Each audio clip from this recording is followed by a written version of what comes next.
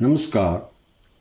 हमने पहले हिंदी साहित्य के इतिहास के आदिकाल या वीरगाथा काल तथा भक्ति काल की मुख्य विशेषताएं पढ़ी थी।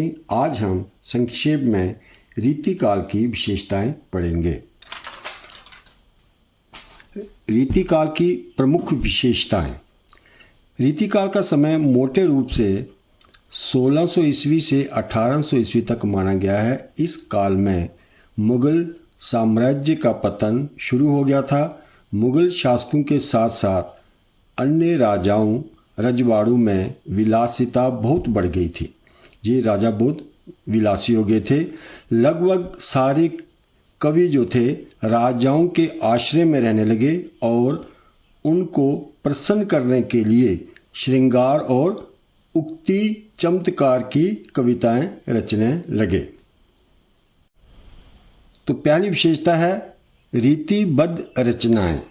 इस काल को रीतिकाल इसीलिए कहा गया क्योंकि इस काल में अधिकांश रूप से एक ही रीति में यानी छंद अलंकार रस आदि नियम में बंधी हुई रचनाएं लिखी गईं।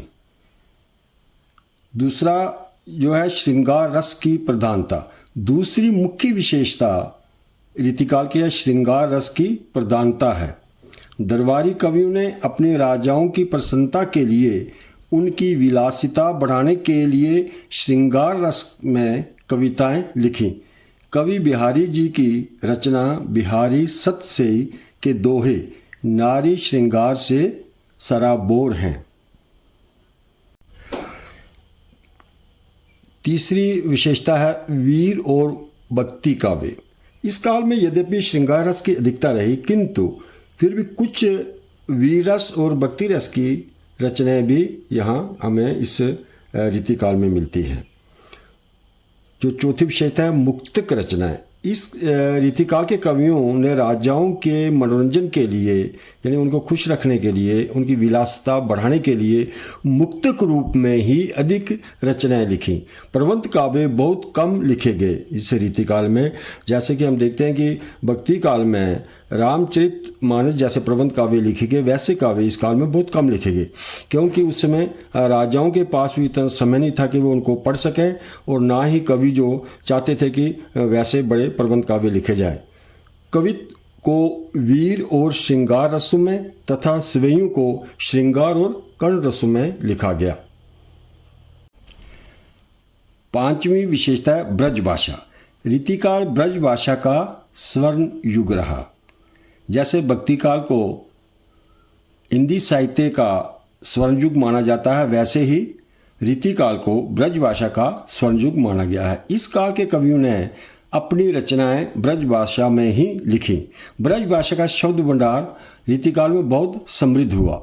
इस काल में कुछ रचनाएं जो हैं वो अवधी भाषा में भी लिखी गई, मतलब बहुत कम जो कुछ रचनाएं थी वो अवधी भाषा में लिखी गई। तो छठी विशेषता है प्रकृति चित्रण। रीतिकाल में कवियों ने प्रकृति का चित्रण स्वतंत्र रूप से बहुत कम किया। विभिन्न ऋतुओं के माध्यम से नायक नायिका की प्रेम क्रीड़ाओं का उद्दीपन रूप में चित्रण किया गया।